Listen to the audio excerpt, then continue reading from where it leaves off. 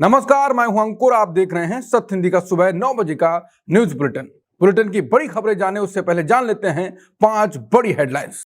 पाकिस्तान की मध्यस्थता रंग लाई। अमेरिका ईरान में 2 हफ्तों का हो गया युद्ध विराम। मुस्तफा खामनी ने सेना को दिया गोलीबारी रोकने का हुक्म, साथ ही जारी किया अलर्ट। युद्ध विराम के बाद ईरान के तीखे तेवर, किया जीत का ऐलान, कहा दुश्मन की शिकस्त। जंग रुकते ही संभला बाजार, कच्चे तेल के भाव धड़ाम, ग्लोबल मार्केट में आई रौनक। मणिपुर हिंसा फिर भड़की, 4 की मौत, प्रदर्शनकारियों ने फूंके तेल टैंकर और ट्रक। अमेरिका और ईरान 2 हफ्तों के युद्ध विराम पर सहमत हो गए हैं। राष्ट्रपति ट्रंप ने पाकिस्तान की अपील पर ईरान के खिलाफ होने वाले हमले को अगले 2 हफ्तों के लिए टालने का फैसला किया है। ट्रंप ने बताया कि पाकिस्तान के पीएम शहबाज शरीफ और फील्ड मार्शल असीम मुनीर ने उनसे खास गुजारिश की थी कि वो आज रात होने वाले हमले को रोक दें। पाकिस्तान की इस मध्यस्थता के बाद ट्रंप 2 हफ्तों के लिए बमबारी रोकने पर सहमत हो गए। हालांकि ट्रंप ने एक बड़ी शर्त भी रखी है कि ईरान को तुरंत हॉर्मुज का समुद्री रास्ता पूरी तरह और सुरक्षित तरीके से खोलना होगा। राष्ट्रपति ने इसे दोनों तरफ से होने वाला युद्ध विराम बताया। सबसे अच्छी बात यह है कि ईरान ने भी बातचीत के लिए 10 पन्नों का एक प्रस्ताव भेजा है, जिसे ट्रंप ने समझौते के लिए एक अच्छा आधार माना। फिलहाल अगले 2 हफ्तों तक आसमान से बरसने वाली आग थम गई और अब सबकी नजरें बातचीत की मेज पर टिकी हैं। ट्रंप के युद्ध विराम के ऐलान के बाद अब ईरान के सुप्रीम लीडर ने भी अपनी सभी सैन्य टुकड़ियों को गोलीबारी तुरंत रोकने का आदेश दे दिया है। ट्रंप के सीज फायर वाले बयान के करीब 2 घंटे बाद ईरान के सरकारी टीवी चैनल पर सुप्रीम लीडर का एक बड़ा संदेश पढ़ा गया। इस संदेश में साफ कहा गया कि ईरान की तीनों सेनाएं और तमाम मिलिट्री यूनिट्स अब अपनी तरफ से कोई हमला नहीं करेंगी। हालांकि ईरान ने यह भी साफ कर दिया कि ऐसे अभी जंग का पूरी तरह खात्मा ना समझा जाए, लेकिन सुप्रीम लीडर के हुक्म के बाद अब हर मोर्चे पर सीज फायर का पालन किया जाएगा। इसका मतलब यह है कि अब ना ईरान की तरफ से मिसाइलें चलेंगी और ना ही उनके लड़ाके कहीं गोलीबारी करेंगे। ईरान की सुरक्षा परिषद ने दावा किया है कि अमेरिका उनकी सभी शर्तें मानकर पीछे हट गया है और ये ईरान की एक बहुत बड़ी ऐतिहासिक जीत है। ईरान की सुप्रीम नेशनल सिक्योरिटी काउंसिल ने कहा कि अमेरिका ने उनके 10 सूत्रीय फॉर्मूले को स्वीकार कर लिया है। ईरान का दावा है कि अमेरिका उन पर लगी सभी पाबंदियां हटाने और मिडिल ईस्ट में मौजूद अपने तमाम सैन्य ठिकानों से फौजों को वापस बुलाने के लिए राजी हो गया है। इतना ही नहीं, ईरान का कहना है कि अब अमेरिका ने उनके परमाणु कार्यक्रम को भी हरी झंडी दे दी है और हॉर्मुज के समुद्री रास्ते पर ईरान के कंट्रोल को मान लिया है। ईरान के मुताबिक अब इस समुद्री रास्ते से जो भी जहाज गुजरेंगे वो उनकी सेना की निगरानी में ही होंगे।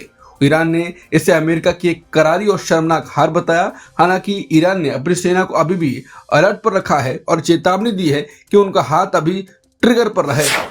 ईरान की सुरक्षा परिषद ने साफ कर दिया है कि एक नए समझौते के तहत अब हॉर्मुज के समुद्री रास्ते पर पूरा नियंत्रण ईरान की सेना का होगा। ईरान की सुप्रीम नेशनल सिक्योरिटी काउंसिल ने कहा है कि उनके 10 सूत्रीय प्लान में सबसे खास बात हॉर्मुज के रास्ते को लेकर है। अब इस रास्ते से होने वाली आवाजाही को ईरान की सेना ही रेगुलेट करेगी और सब कुछ उन्हीं की निगरानी में होगा। ईरान का मानना है इस फैसले से दुनिया की अर्थव्यवस्था और राजनीति में उसकी स्थिति अब पहले से कहीं ज्यादा मजबूत हो जाएगी। ईरान के विदेश मंत्री सैयद अब्बास अरागची ने भी पुख्ता किया है कि अगले 2 हफ्तों तक जहाजों का आना जाना पूरी तरह ईरानी सेना के साथ तालमेल बिठाकर ही संभव हो पाएगा। इसके साथ ही ईरान ने पाकिस्तान के पीएम शहबाज शरीफ और सेना प्रमुख असीम मुनीर का भी दिल से शुक्रिया किया।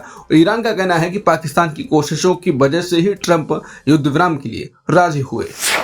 पाकिस्तान ने अमेरिका और ईरान को 10 अप्रैल को इस्लामाबाद में आमने सामने बैठकर बातचीत करने का न्योता दिया। शांति समझौते को पक्का करने के लिए पाकिस्तान ने दोनों देशों को 10 अप्रैल को इस्लामाबाद आने का न्योता दिया। मकसद साफ है कि दोनों तरफ के प्रतिनिधि एक मेज पर बैठें और अपने सभी पुराने विवादों को हमेशा के लिए सुलझा लें। पाकिस्तान का मानना है कि आमने सामने की इस बातचीत से एक ऐसा ठोस समझौता निकल सकता है जिससे इलाके में फिर कभी जंग की नौबत न आए।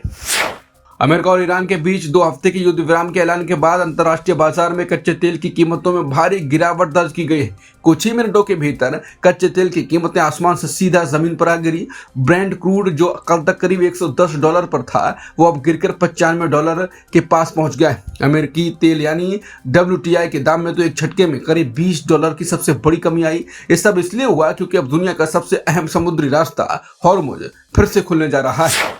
अमेरिका और ईरान के बीच 2 हफ्ते की युद्ध विराम के समझौते के बावजूद इजरायली सेना ईरान पर लगातार हमले कर रही है। CNN की रिपोर्ट के मुताबिक इजरायली सेना के प्रवक्ता ने एक हैरान करने वाला बयान दिया। उन्होंने साफ कहा कि इजरायल के लड़ाकू विमान अभी भी ईरान में अपने लक्ष्यों को निशाना बना रहे हैं और हमले जारी हैं। एक तरफ अमेरिका कह रहा है कि बातचीत चलने तक बमबारी रुकेगी, तो दूसरी तरफ इजरायल के हमले इस पूरे समझौते पर सवाल खड़े कर देते हैं। अमेरिकी विपक्षी नेता हकीम जैफरीस ने साफ किया है कि 2 हफ्ते का युद्ध विराम काफी नहीं है और वो इस जंग को हमेशा के लिए खत्म करना चाहते हैं। हकीम जैफरीस ने कहा कि ट्रंप की यह मनमर्जी वाली जंग देश के लिए खतरनाक है। उन्होंने मांग किया है कि स्पीकर माइक जॉनसन तुरंत संसद का सत्र बुलाएं ताकि वोटिंग के जरिए ट्रंप के युद्ध करने की ताकतों पर रोक लगाई जा सके। जैफरीस का मानना है कि जब तक कोई पक्का और कानूनी फैसला नहीं होता तब तक ये खतरा टला नहीं है। इसलिए विपक्षी नेता अब एक ऐसे प्रस्ताव लाने की तैयारी में हैं जो इस पूरे झगड़े को जड़ से खत्म करते हैं। उनका कहना है कि अगर इस हफ्ते वोटिंग नहीं हुई तो जैसे ही मौका मिलेगा इस प्रस्ताव को सदन में पेश कर देंगे। फिलहाल विपक्ष इस कोशिश में है कि रिपब्लिकन सांसद भी उनका साथ दें ताकि अमेरिका को किसी बड़ी मुसीबत में फंसने से बचाया जा सके।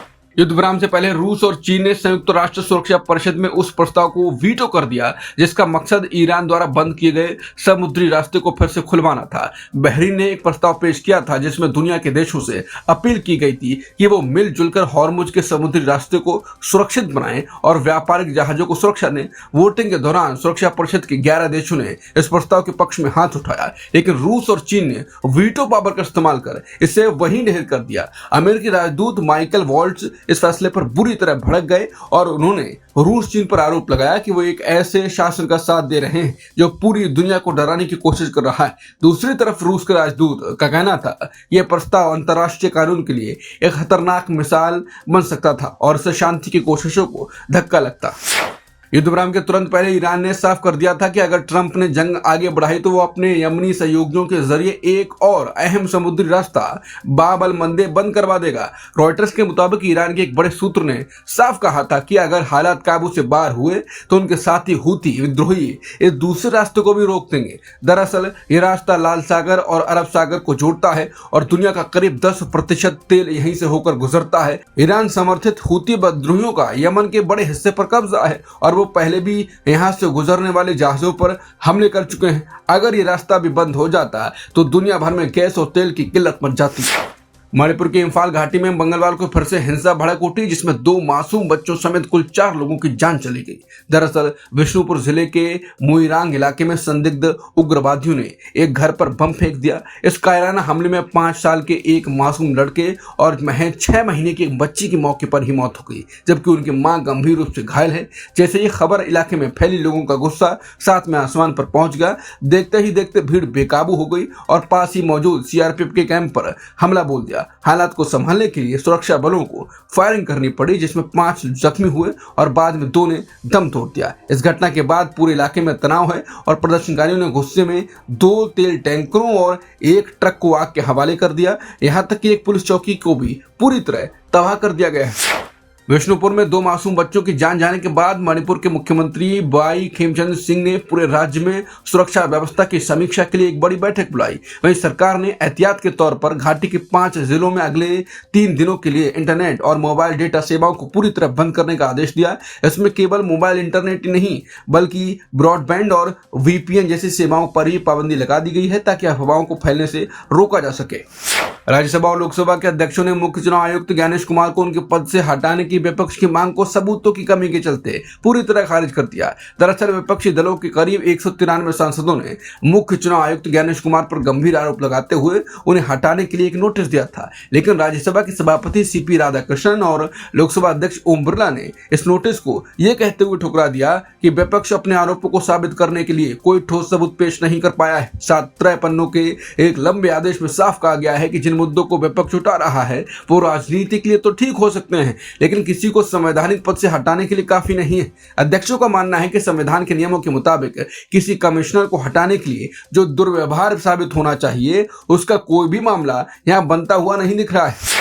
असम, केरल और पुडुचेरी में विधानसभा चुनाव के लिए करीब महीने भर से चल रहा तूफानी प्रचार मंगलवार शाम 6 बजे पूरी तरह थम गया। प्रचार के आखिरी घंटों में नेताओं ने एक दूसरे पर जमकर वाल पलटवार किया, जिसे देखकर लगा कि राजनीति का पारा मौसम की गर्मी से भी कहीं ज्यादा बढ़ गया। असम की 126, केरल की 140 और पुडुचेरी की 30 सीटों पर जीत हासिल करने के लिए सभी पार्टियों ने अपनी पूरी ताकत झोंक दी। अब शाम 6 बजे के बाद से इन राज्यों में साइलेंस पीरियड शुरू हो गया, जिसका मतलब है कि अब कोई भी नेता सार्वजनिक रैली या लाउड स्पीकर का इस्तेमाल नहीं कर पाएगा। करीब एक महीने तक चली लंबी भागदौड़ और चुनावी वादों के बाद अब गेंद जनता के पाले में है। अब गुरुवार यानी 9 अप्रैल को एक ही चरण में इन सभी सीटों पर वोट डाले जाएंगे। इस बुलेटिन में इतना ही। बाकी खबरों के लिए बने रह सकते हैं आप सत्य हिंदी के साथ। नमस्कार।